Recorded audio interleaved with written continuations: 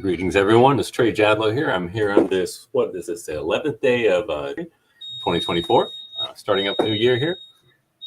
And I've got a new friend here, Quorac the Bard.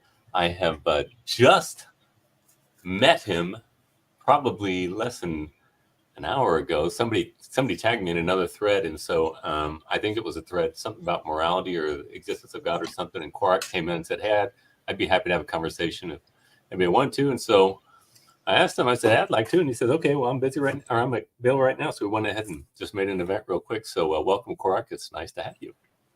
Thanks for having me. And I've known you for minutes now. So nice to meet you. Nice to meet you too. Yeah, we literally have no interaction whatsoever.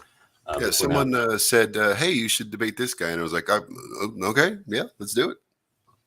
Okay. And then I kind of have these fairly common. I've had these for quite a while. I like to just keep it kind of like a Socratic dialogue, just chit chat about stuff. Sure. And I like, when I started, I like to get a little information or background, nothing personal. If you don't feel comfortable giving anything, that's fine. Mm-hmm. But just to get to know you, it'd be nice if there's any information like what you do, or the main thing I really want to get is a little bit of your religious background, or if you had none at all or whatever like that, just to kind of figure out where you're coming from. And then I'll tell you about me. I'll tell you all my personal information as well. Yeah, it's actually interesting being on this side of the interview, because I do host these kinds of things with theists myself. And I wish there was just like an icebreaker, like, tell us about what you do and, why are we here? So sure. Yeah. I was raised Methodist and got started early as a minister as a young kid. And in my 20s became an evangelical minister. I'd say my entire career as a Christian spanned about 30 years, and I've been an atheist for about 10 years. Okay. I became an atheist when after I left the church. Obviously, we can get into that if you want, or we can, whatever the subject, however you want to go with this. Sure. Now let's see. So we're probably maybe similar in age. So you're always within the Methodist Church then? As a kid, yeah, but as a teenager and as an adult, I became an evangelical. So an evangelical, is that like non-denominational or something? Do you not have you encountered an evangelical before? Yeah, from my understanding, evangelical encompasses all of modern Protestantism, which Methodists would fall into that. Evangel just means the good news. They usually focus on the authority of Scripture and on the gospel, of justification by faith alone. I guess you could say it was non-denominational. I mean, to me, it was a cult. It was very based on who you were seeing, how many people you were bringing to church, and that kind of thing.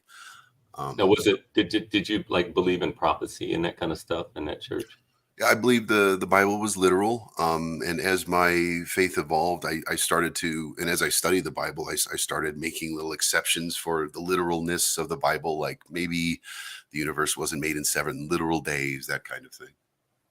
Okay, but I mean, when the church that you were involved with, did they were they really into healing and people prophesying? I'm thinking of the charismatic movement. No, it wasn't Protestant. It was just like very hellfire, brimstone preaching. Get asses. So kind of fundamentalist then. Yes, yeah. Okay, so was it kind of Baptistic then? Yeah, you could say that, but I mean, we did have full-on baptismal fun. Like you were baptized in a giant bathtub, not like sprinkled with water. Yes.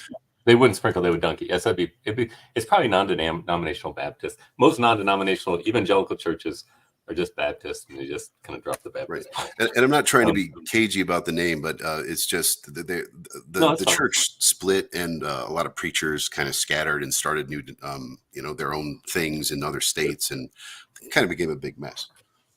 Yep, that happens a lot. Okay, great. All right, well, I'm 57. I don't know. We might be the same age. You're probably a little younger than me. I'm 57. I've been a Christian for 37 years. I live in the Kansas City area. I became a Christian in an organization called YWAM, or Youth with a Mission. You ever heard of that? I have not. Okay, it's like a youth missions organization. It's evangelical. It's charismatic though. They're like believe in prophecy for today and stuff like that. Anyway, I became a Christian down there. I kind of had a somewhat of a Christian upbringing, but I didn't understand the gospel till I was 20. And then I went down to Northwest Arkansas. I was down there for 4 years. I met my wife to be. We were married. We came back up here, and I live in the Kansas City area. And sadly, I'm divorced. My wife left me about 10 years ago, and I've got 6 kids, ages 33 down to 20. 3 boys, 3 girls. And I am a Reformed Baptist is my denominational affiliation. I enjoy metaphysics. I enjoy thinking about things. I enjoy theology and philosophy. And for most people in our age in which we live right now, the big question is how do things work? But my fascination is why. I want to know why things are. What is the reason for something? And so I love having conversations about ultimate principles. And and I'm a dental lab technician. This is my life. I work alone. And so it affords me the opportunity to be able to interact some on social media and stuff like that. So I'm always trying to invite and engage people in conversation. Cool. I don't know what else. So you're Quorac the Bard. Are you a poet, or you like music, or how come you have that label? That's a great question. I am a musician. I play several instruments and have since I was a kid, and being raised, in a spiritual sense, it was, fruits of the spirit.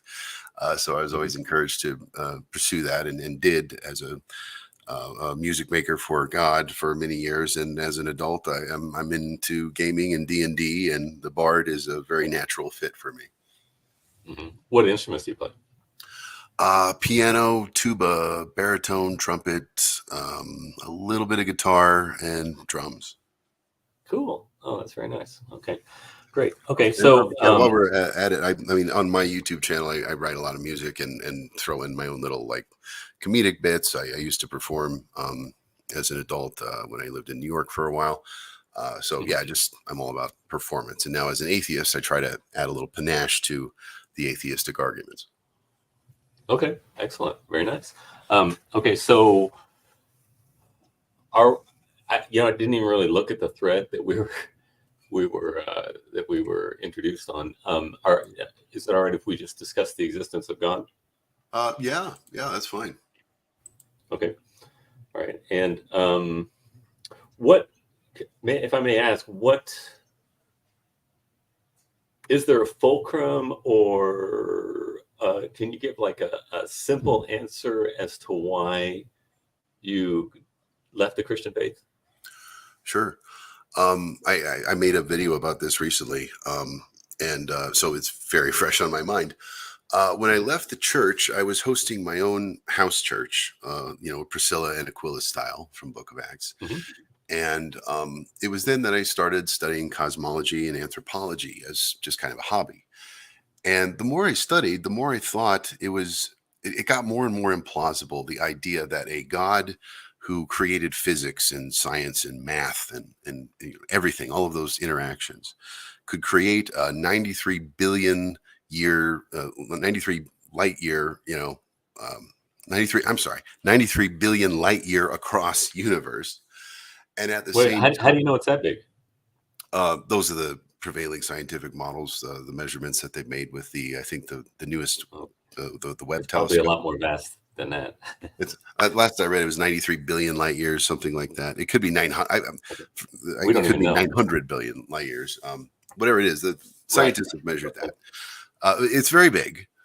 And so the more I studied that, the more I thought, so a God made this giant thing, and on one planet in one galaxy, there's one subspecies of primate that is the chosen species, and amongst that species, there's one chosen people. It got more and more implausible the more I consider just the size of the universe and the kind of outside force with an intent that would make something like that have to happen, and at the same time make moral pronouncements. And a lot of the moral pronouncements in the Bible I find questionable at best. We can leave it there for now. Okay, great, thanks, that's helpful. All right, so all right, my argument is that I make for the existence of God it's not an evidence. I'm not a big fan of evidences. Evidences are empirical in nature, and they can only give probability.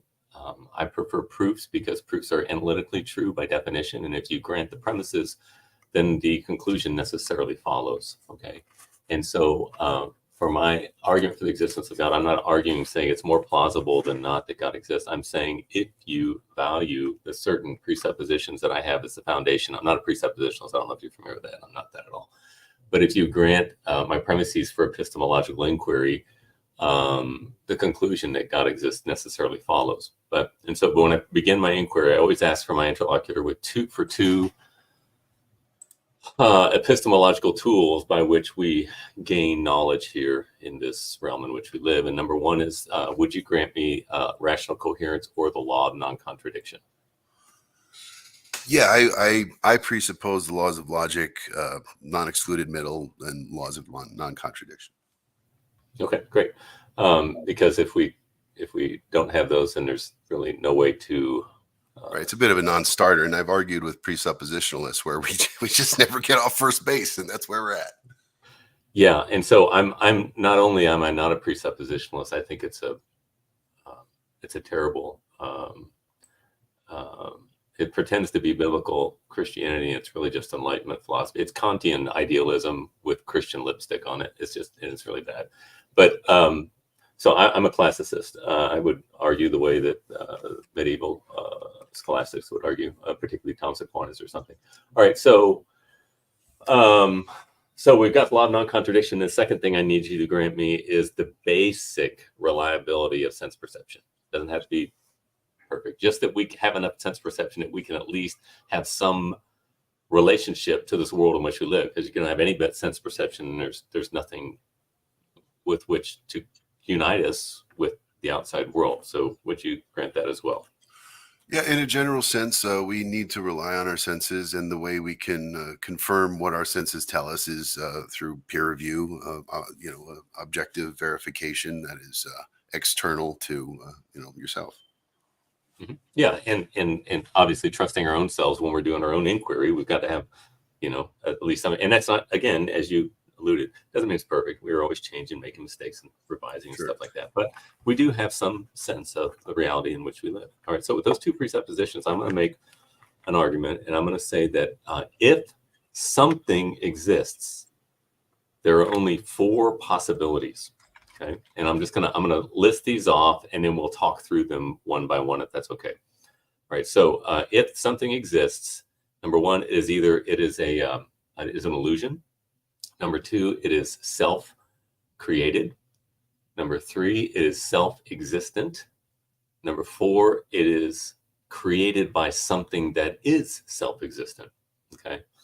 And so those are the only 4 options. I've been doing this over a decade, and I've not had a person give up. Many people object, and they will say, no, there's a 5th way, and they'll always just basically take another form of one of the other 4 that are already there. And so the first one is that which exists is an illusion.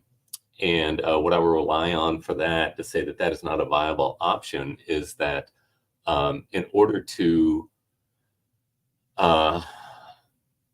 question whether there is existence, I need to first question. And in order to question, I need to think.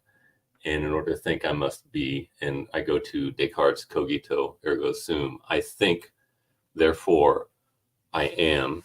And so everything around me could be an illusion. You could be an illusion. This room I'm sitting in could be an illusion. But one thing that I know is that I, the inquirer, exist, because otherwise who is asking the question? Would you agree with that?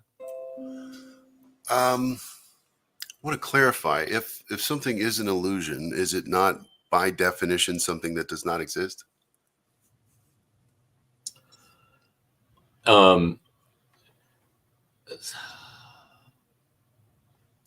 Yes. And here's the thing I'm thinking about is I debated Matt, Matt Dillahunty is? Oh, yeah. Okay. I debated him a couple months ago, and he just played games the whole time. And Did he you, pretended like he didn't know if he existed. I'm curious, did you call the show, or was it a debate, or is there a link No, I can watch it? We were on Modern Day Debate. It's on my page. You look on my page. It's on the front page there. Look at Trey Jadlow. Modern Day Debate that we did about 5 months ago or something. Oh, okay. Anyway, Yes. So an illusion, by definition, is not nothing. It's an illusion. So even then, if Well, something exists, one thing that we know is that it's not possible for nothing to exist. true, but actually, Because well, even the not idea true of that, nothing. but by the definition of an Keep illusion talking. I is can hear something you. that appears as something, but it isn't actually a thing. Yes, but you still have the perception of the illusion. Would you agree with that? Sure, and that's part of the definition: a thing that is likely or to be wrongly perceived or interpreted by the senses. So your senses do pick up something, but they're not picking up an actual thing. So an illusion, I'll concede that illusion exists as a concept, certainly. Well, so the argument is that if everything is an illusion, at least you, the inquirer, are not an illusion. You actually do exist because you're asking the question. Would you grant that? It doesn't Um, really matter about anything else. this gets into a philosophy that's not really in my wheelhouse. So I'll take a pass and we can move on to the next one. Okay. Well, I've not had anybody really question that. But I do. And I would like to ask some clarifying questions about your next two, like absolutely. self created. As far as I know, nothing is self created. Why? Well, like for me, I came from my parents came from so on and so forth. And as far as we can tell, the universe is entirely populated by natural phenomena going back to as far as back as we can see, which is the Big Bang. What happened before that, we don't know. So it could be that the universe is self-created. Nobody knows. I don't think anyone has presented a good answer to that. But apart from that, I don't have anything to go on when it comes to evidence for something that you can point to and say that is self-created. Well, I would even go farther than that. I would say not only do we not see such a thing in this universe in which we live, it's not possible. And so what I'm going to do is I'm going to say, this is why I asked for the law of non-contradiction. In order for something to create itself, it would need to exist before it needs to predate itself in existence before it is. Would you agree with that? That's what I was going at when I said why. Okay. Yeah, I don't know if I agree with that particularly, but I agree that something can. I don't know of anything that can self-create that didn't exist before it came to be. Like it was. Well, it would need to be and not be at the same time in the same relationship. That's a violation of law of non-contradiction. Yeah, I'll agree with that. Okay. So what do you now mean by self-existent? Okay, if that which exists, and we're talking about ourselves because we're the inquirer here, is self-existent, would you say that you are self-existent? I'm not sure what that or means. dependent. I mean, Well, do you depend upon other things in order to exist? in order to live, I need to eat and breathe. Yes. So you're not self-existent. You are contingent in your existence or dependent in your I existence. am dependent in my existence as most things. Well, I don't even know if it's most things, but I see a lot of things that are dependent: plants, animals, and the like. Right. Okay. So that which exists is not an illusion. It's not self-created. It's not self-existent.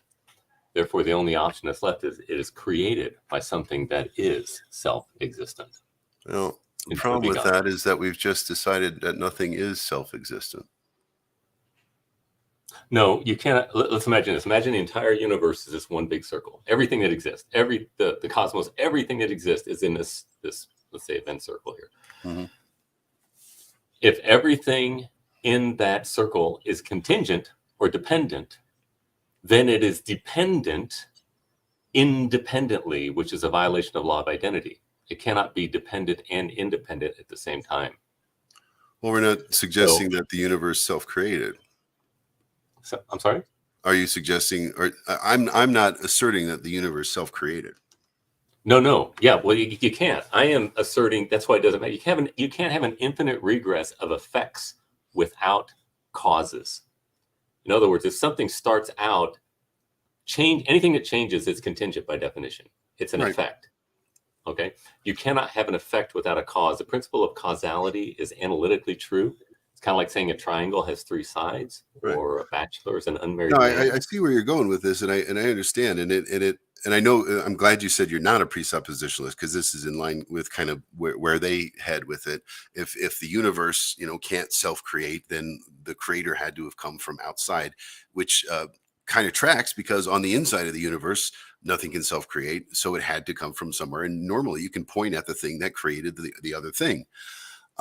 That's why it's tricky about talking about the origin of the universe, because we can see back to Planck time and not any further than that. So the question becomes, did the universe come out of nothing? Did it go through an expansion and a collapse? I'm sorry, go ahead. Okay, well, you said, did it come out of nothing? Again, that's option 2. Right. Well, when we're talking about the origin of the universe, and then this is where science is like, we're trying to answer this, and theists say they have an answer because they've got a holy book to point to. No, I'm not relying on the Bible at all here. Okay. No, I all I've asked for is sense perception and law of non-contradiction, or laws of thought. Right. So, and I'm not giving you evidence. This is an analytical proof. In other words, if you're going to be reasonable, you cannot deny the principle of causality. Right. Well, I can't deny that it's a head scratcher where the universe came from, and it does make. Well, it's not a head scratcher. It's quite obvious. Well, you're saying it's obvious because there has to be a creator. Right. So logically speaking, if we're going to be logical. Well, which then begs the question: where did your creator come from if nothing can form? What nobody's ever said that God was self-creating. Saying he's self-existent. There's no logical law that is violated by God being self. Okay, here's the thing. What you're doing is this happens all the time. People misunderstand the principle of causality. Bertrand Russell did this his entire life. He completely misunderstood the principle of causality. Causality doesn't say that everything needs a cause. It says every effect must have a cause. And there's a world of difference in that. Russell said, if everything needs a cause, then what caused God? And that's not what the argument is. It says that dependent being cannot instantiate independently. So your claim then is that there's a God that exists who, through a force of will or whatever you want to call it, made the universe with an intent. That's your claim? Well, I would say that intentionality does instantiate or exist in the universe. Would you agree with that? I'm sorry, does or does not exist? Is there such a thing as intentionality or purpose in this universe? One could see evidence of that, certainly, yeah. Well, we're intending to have this conversation, right? Exactly. That's what I'm talking about. I intend to speak right now, and so I am speaking.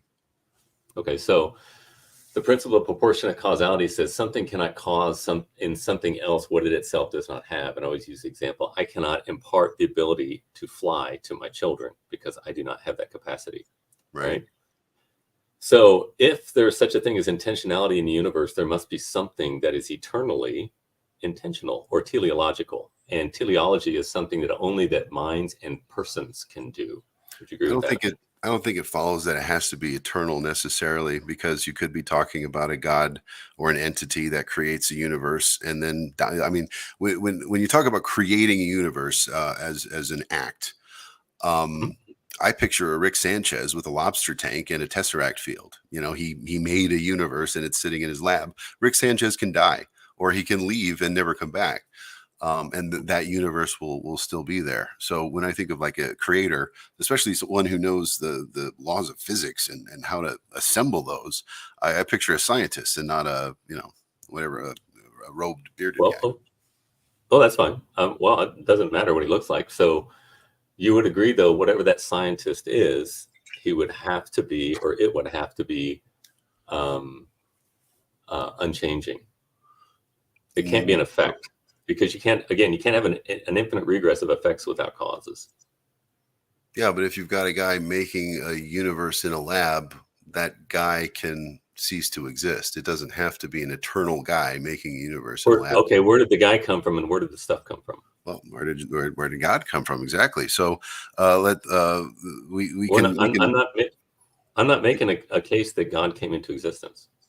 Well, is that not the role of the theist to make a case for God creating the universe? Well, it's to defend the perspective of God, but I'm not creating him.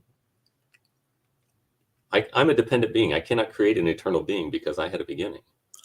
You can create the concept of an eternal being. I'm not saying you actually created Oh, God, but certainly you can think of an eternal being oh, and see it as absolutely. a I mean, concept. I can conceive this flying spaghetti monster, but that doesn't necessarily make it true. Exactly. So we're at the same point now, where the flying spaghetti monster, Allah, Yahweh, they're all in the great unknown, and I've seen no evidence for any of them. I do see evidence for a universe that reacts with natural phenomena. As to where that natural phenomena came from, because the universe is full of natural phenomena, some of which we can measure, some of which we can't. I assume that it probably came from natural phenomena that we haven't discovered yet. I do not assume that someone magicked it or labbed it or created it into existence as an act of will, magic, force, miracles, or whatever you want to call it. So it just made itself. I didn't say that either. I said scientists are looking into it. It's entirely possible that the universe expands and contracts and is eternal. It's possible that it came from nothing, and the nothing we don't understand what its values or properties are, what existed before Wait the a minute, universe. Quorac. Nothing is not a thing. Exactly. So what exists So if beyond the something universe? exists, there never was a time when there was absolutely nothing. Yeah, and we don't know how to measure that. So instead Well, of sure we do. We know what is reasonable. Yeah, and it's not, I think, reasonable to trust that ancient goat herders with a penchant for foreskins knew how the creation of the universe came to be. Well, we're not talking about ancient goat herders with a penchant Well, we're for talking foreskin. about We're talking theism about who versus created it. atheism, and presumably as a Christian, you've heard about how God has a thing for foreskins. I do, and he has a thing for many other signs as well. But that that is not violating a law of a thought. No, Foreskins don't did not violate any of Aristotle's laws or any empirical I'm laws. not saying they violate any laws. The I'm fact that you saying don't like it does nothing to whether it's true or not. no, exactly. And I'm saying that I don't think it's reasonable to look at how the universe was created and then point to the Bible and say, aha, we know, yes, God did it, and here are his commands. It doesn't Okay, jive. okay. When I'm giving an argument for the Bible, I'm giving an argument for evidence. Okay, but when I'm giving an argument for the existence of God, I'm giving an argument from proof that cannot be refuted. Proof that And it's can't not be. something that's like we can't know it. We absolutely we can know it. I can know it more than I know that you exist, even So because I know that I didn't make myself. apart from the proof and the agreement that we're sharing a reality, what proof do you have that the universe came about from a creator? And I'm not talking about argue your way into the non-existent argument. I get where you're going with that, but that does not equal evidence. It's an argument. No, it's not evidence. It's stronger than evidence. It's a proof. It's an argument that I don't see Do you evidence. agree that self-creation is irrational? Self-creation is as far as I know, yeah. Okay. Because it violates the law of non-contradiction, and you already granted me the law of And I'm non-contradiction. not arguing the universe self-created. You're arguing a self-created being created the No, a universe. self-existent being. There's no law of Okay. logic that I'm violating.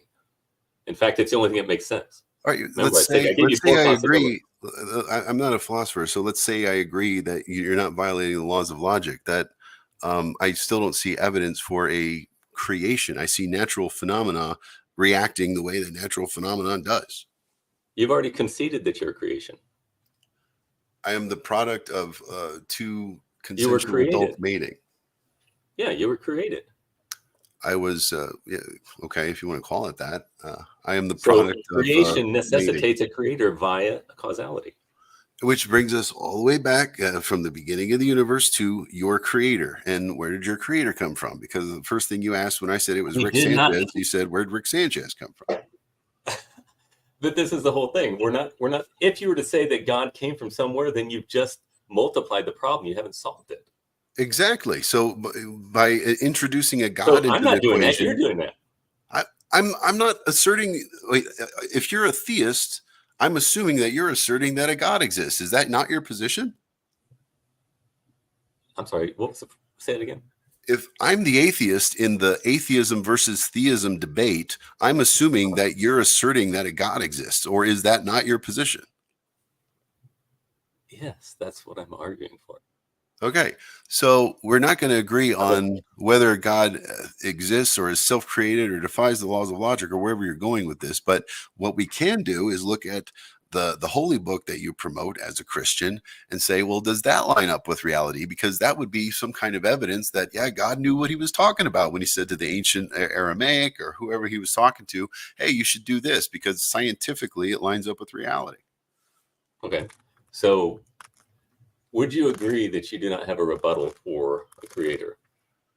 When I say It's that God the created it's the the universe. problem of hard solipsism, man. Nobody has an answer for it. No, it doesn't. I said that earlier. It said solipsism is not a problem with me. All I need is the inquirer. All I need is you or me who's asking the question. You know that you are not self-existent, and you know that you could not have made yourself before you existed, right? I agree with those statements. Yeah. Okay. So solipsism doesn't really matter.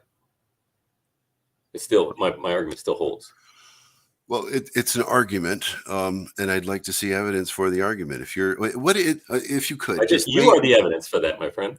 Oh, look at the trees. Okay, that's classic. No, If you look could, at you. You, the inquirer, did not make yourself. Okay, and you're not self-existent.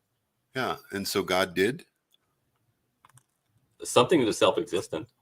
Call it Sally Struthers. I always like But say, you say whatever you want to you're call not it. That's fine. violating the laws of logic, and yet you're making a special pleading for God because nothing is self-existent, nothing is self-created except for God. Therefore, there must be something that is self-existent. That's not Well, special pleading. That's a rational argument. It's all right, look, we're not going to agree on that. So if you want to make a case for the Bible because it holds up to religious, or I'm sorry, scientific scrutiny, go ahead. But the origins of the universe is something that's being studied by scientists, and it will be science that figures out that puzzle, not revelation or prayer.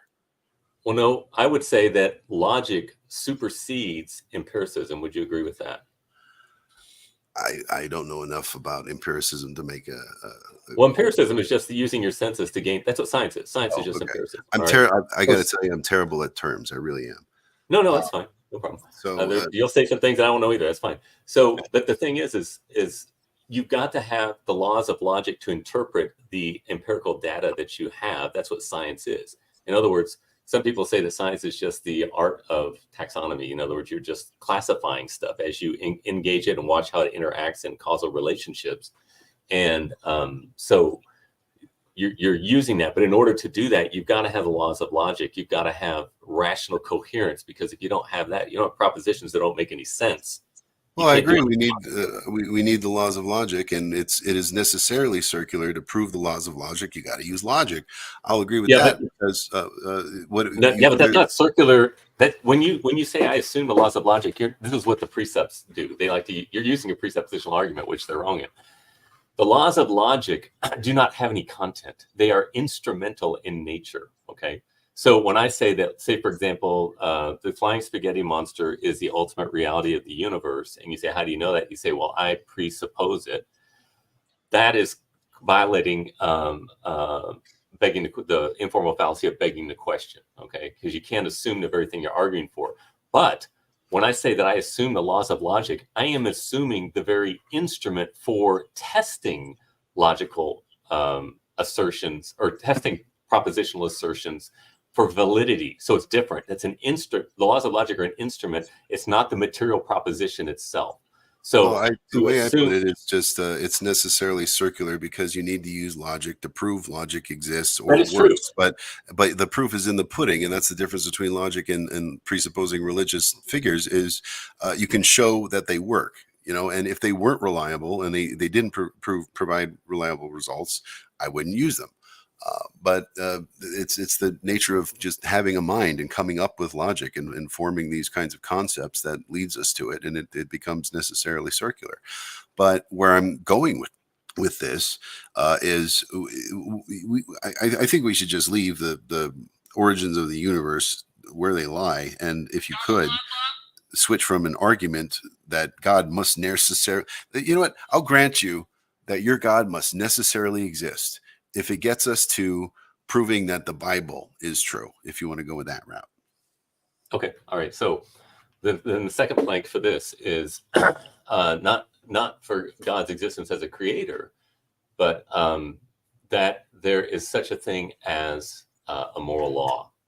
So usually what I do is I like to argue first from Romans chapter 1 and Romans chapter 2, because those are the two arguments that are, it's called natural theology, a natural revelation. God reveals himself in nature.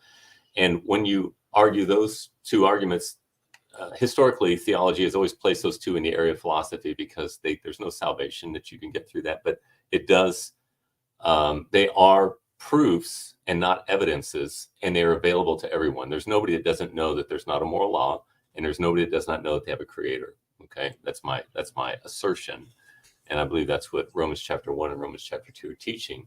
And So you're asserting, I'm sorry, I just want to clarify. You're asserting that I know there's a God. Yes. If you're being reasonable, you have not refuted me yet. Okay. You even conceded the argument, remember? I conceded that. All right. Yeah. Okay. I'll concede that. Hang on. I'll concede there's a God.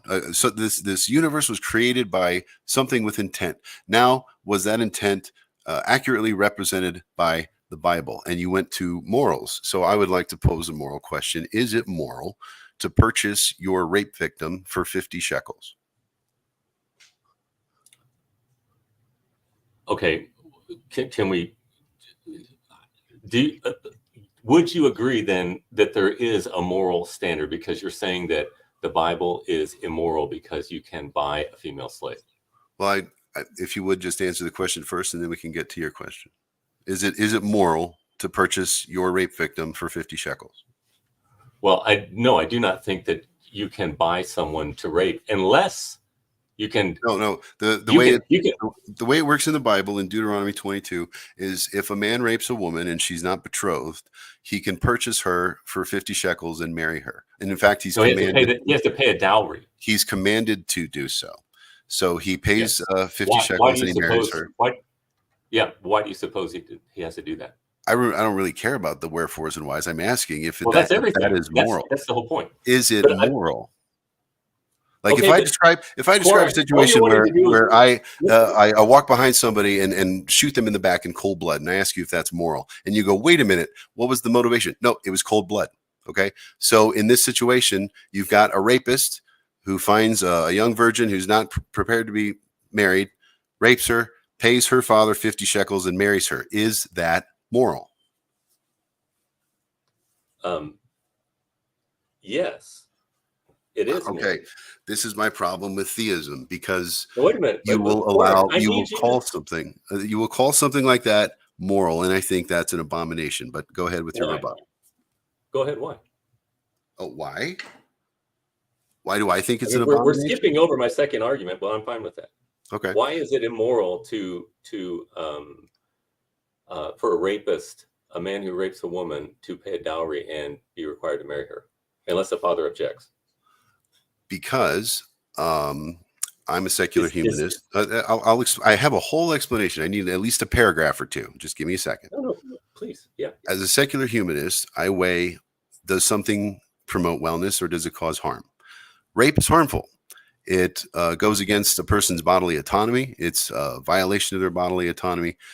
It can cause medical problems. It causes all kinds of problems. I don't think, well, I'd like to hope that there's nobody who would argue against the idea that rape is harmful. So in my estimation, rape is harmful. So the rapist should be punished.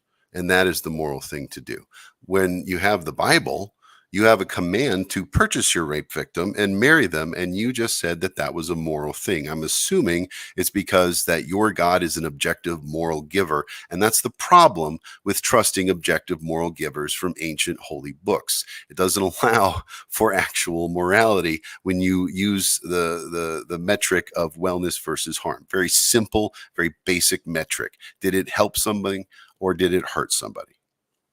Okay, so you said that you judge your moral standard by, that is kind of like Sam Harris's moral landscape. You judge morality. He said science can basically give us moral code by just observing that which causes the maximum benefit and the least amount of harm. When you say that the goal in life is to sanctify existence, is it really true? Is existence really special? In the grand scheme of things, no. We put that is something we put value on because we are the ones living.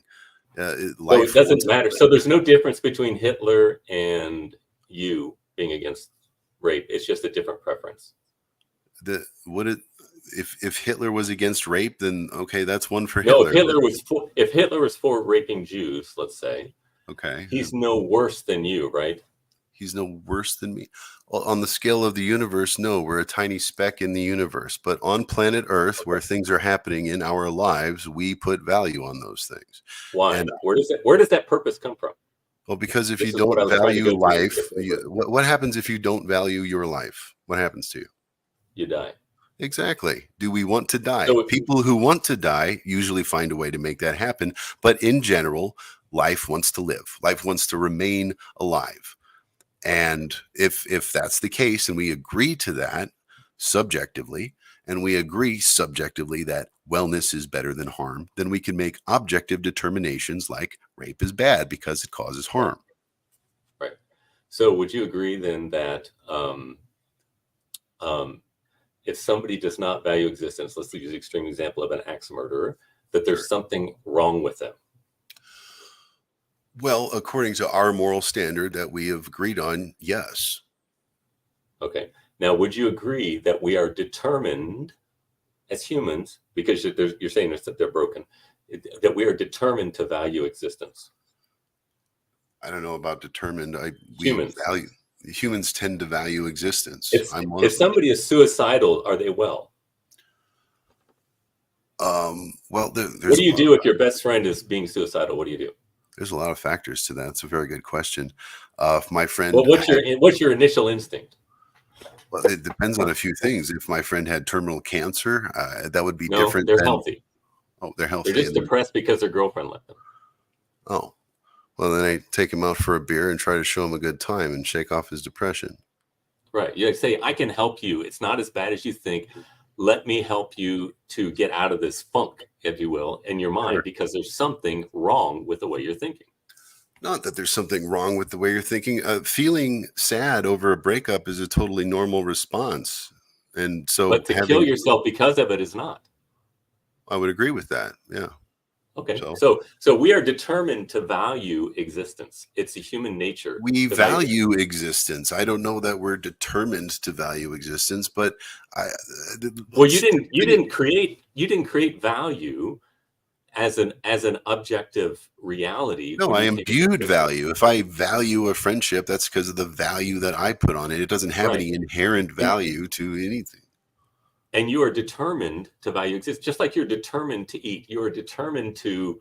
I'm not determined to do shit. I could starve just as easily as I could eat. I'm not determined to do anything. I need it. Then why don't you?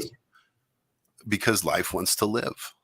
Why do you get up? Yes, why? That's right. So there's teleology in the universe. This is what I was going at in the earlier portion. So can you give me a roadmap here on how that proves that your God exists? Because here's the problem I have, and it's going to be a bit of a sticking point for me. You just disagreed with me when I said that rape is immoral, but under the auspices of your Bible. No, I didn't say rape was immoral. No, I'm not putting it. Hang on, let me finish.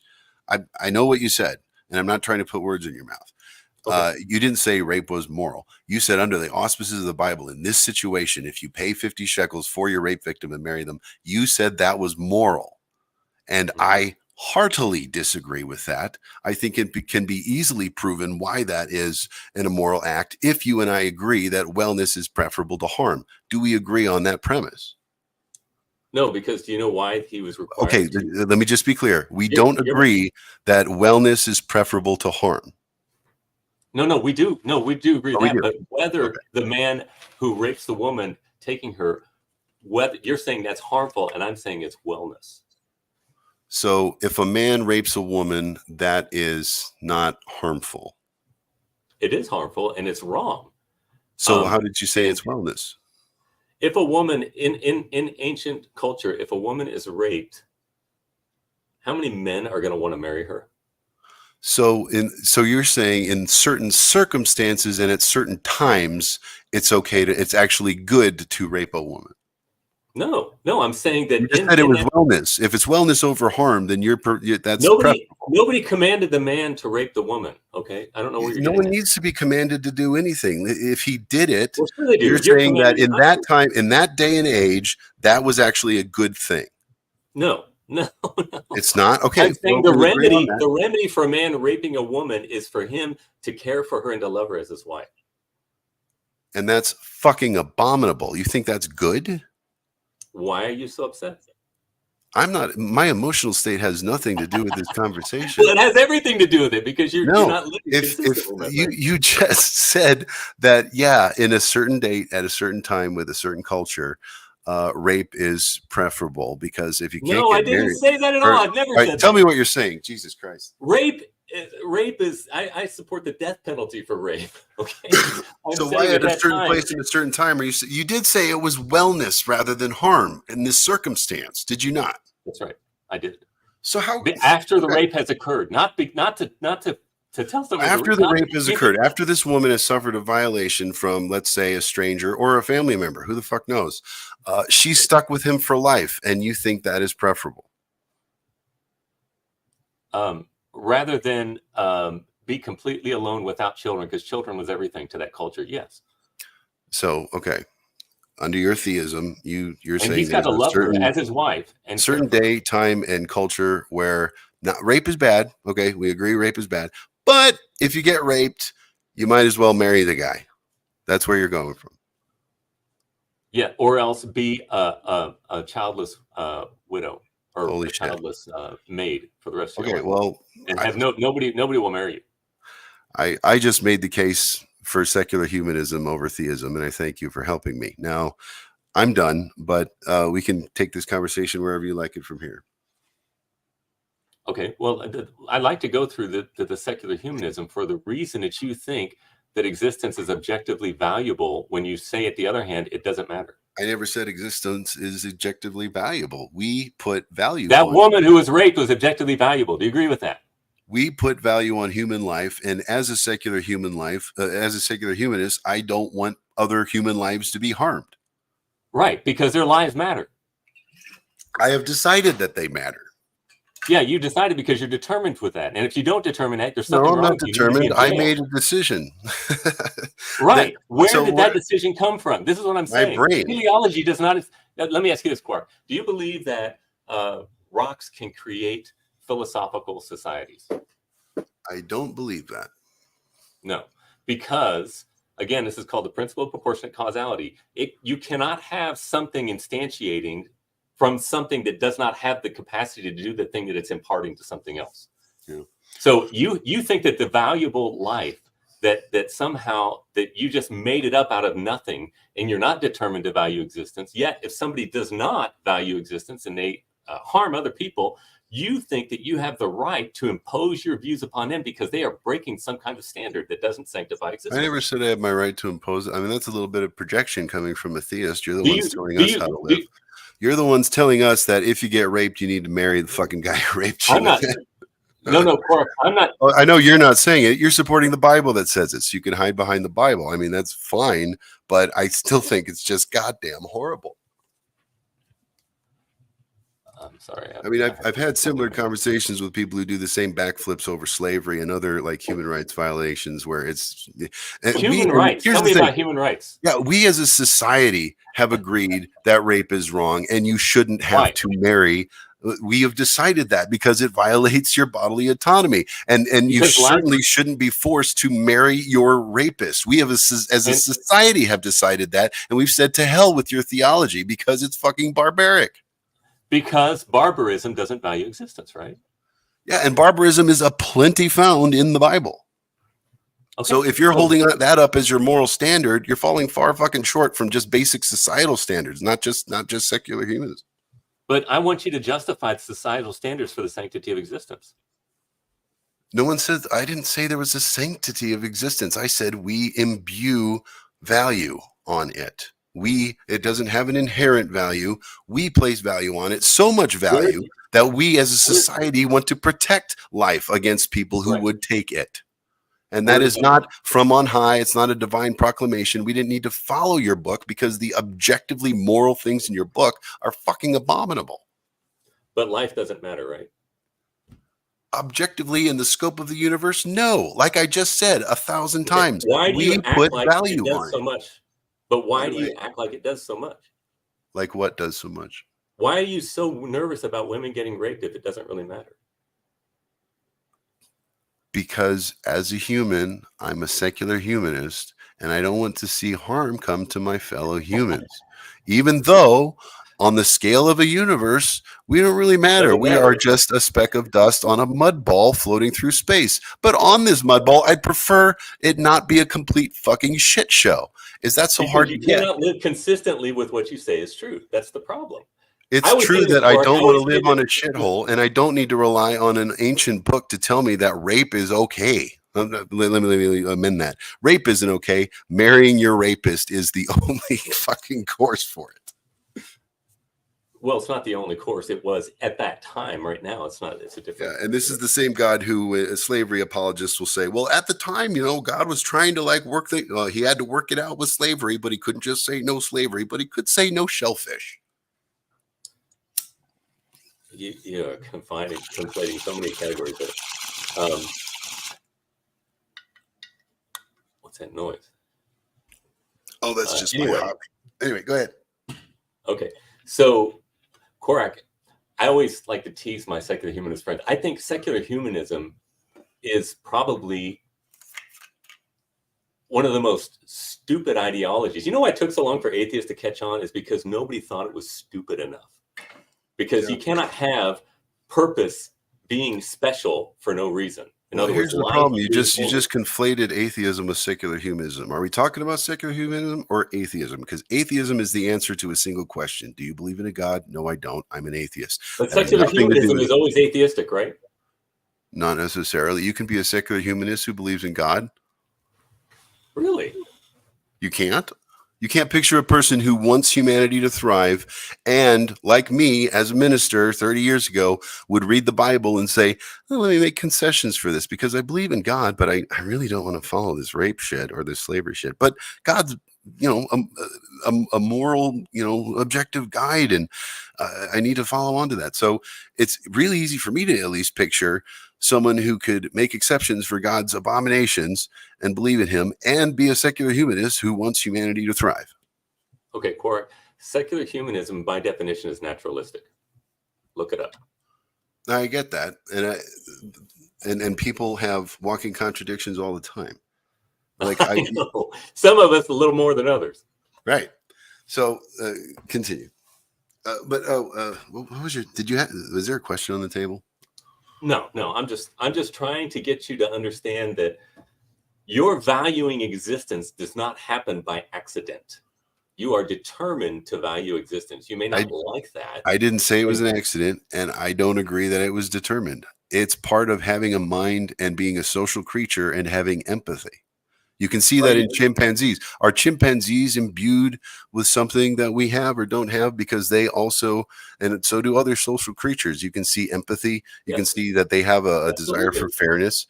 And that's not determined. It's part of being a social creature and surviving with your kind. That's right. Survival is the goal, right? If we agree, that is, but we were having a hard time getting on that base earlier. You just told me it's universal that survival is the goal. I've always said life wants to live. Monkeys are not agreeing that survival is the goal. Do you agree with that? They're not agreeing the way we are. They're determined to value existence, right? They're not agreeing the way we are having an argument about it, but they are determined to value existence, right? They help each other because they see the value in helping each other. Right. They're determined to do that, right? And the answer's still going to be no, man. Oh, come on, man. Come on. I don't agree that we're determined. All right, we can agree to disagree on this point if you want to move on, but I don't think we're determined to do it. I think as social creatures, we see what's right and wrong, and we make those determinations, and we imbue value on what we value. And we tend to value human life. We build whole societies around human life. That's exactly right. We are determined to value life. And no, we're not. It's just a result of being a social creature. Okay. Anyway, let's move on from determinism, if you don't mind. Okay, well, so We know that we have a creator. We know that there is a moral law, which is centered around the sanctity of existence. You're arguing that with me now. You're saying I don't sanctify existence well enough.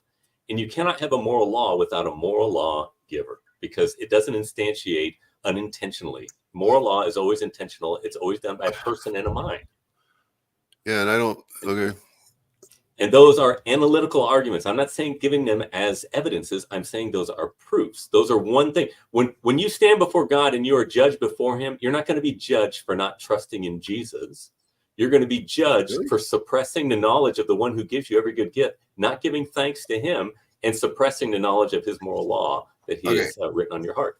I could use that same exact argument for Odin. All right, Odin has written it on your That's heart. fine. You know that he's the At lawgiver. this point, fine. You will face Call him. it Odin. So if you don't, follow that, So do you believe in suppressing Odin? The truth. No, you believe. Do you believe in Odin? I don't believe in Odin. You believe in Odin. I adequately demonstrated a self-existent moral lawgiver.